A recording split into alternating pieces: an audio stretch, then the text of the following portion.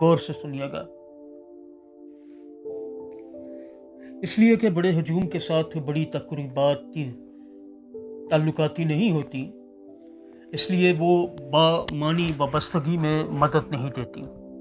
یہی وجہ ہے کہ لوگ چرچ کی عبادت میں جاتے ہیں اور محبت کا احساس لیے بغیر واپس چلے جاتے ہیں۔ یہ کسی ایک کا نقص نہیں ہے، یہ صرف بڑی تقریب کی نوعیت ہے۔ نقص کیونکہ لوگ نقص پڑھتے ہیں، لفظ نقص ہے۔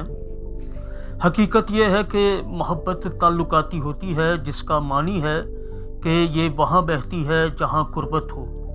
اس لحاظ سے محبت زیادہ ایک گفتگو جیسی ہے۔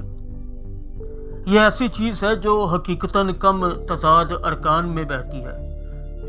جب بڑے بڑے اجتماعات ابھی تک مسیح کے بدن میں اپنا مقام رکھتے ہیں، اپنی حدود کے باعث یہ چھوٹی جماعتوں کا نعم البدل ہرگز نہیں ہو سکتے۔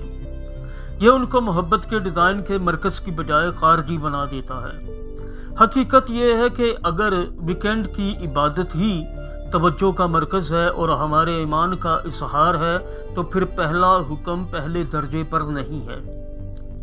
اگر ہمیں محبت کی بلاہٹ کے ساتھ وفادار ہونا ہے، اگر ہم سچ مچ ایک دوسرے سے اپنی محبت کے حوالے سے جانا چاہیے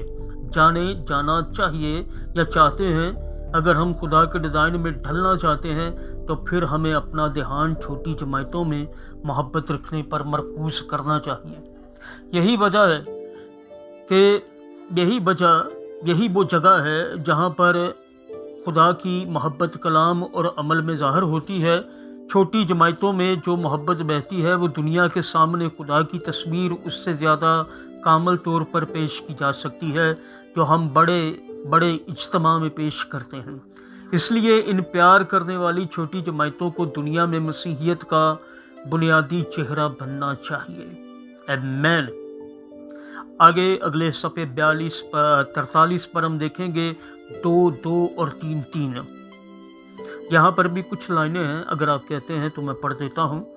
ہمیں ایک جماعت کا آغاز کرنے کے لیے بہت زیادہ لوگوں کی ضرورت نہیں۔ دراصل ڈیرک پرنس نے ایک دفعہ کہا تھا، 2 اور 3 مسیح کے بدن کی تعمیری اینٹیں ہیں۔